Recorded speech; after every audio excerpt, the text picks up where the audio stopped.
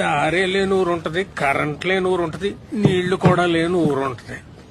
కానీ గుడి లేని ఊరిని ఎక్కడన్నా చూశారా? ఉండరా ఉండదు కదా. ఉండదు, అలాంటి ఊరే ఉండదు.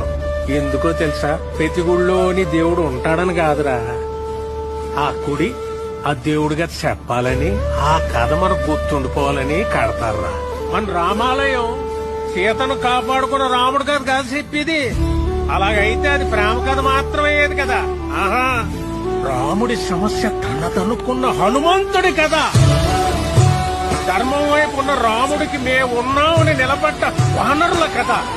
అధర్మంపై గెలవడానికి యుద్ధం చేసిన సైన్యం కథ అది. అందుకే రామాయణం లోక కళ్యాణం కోసం జరిగిందంటారు.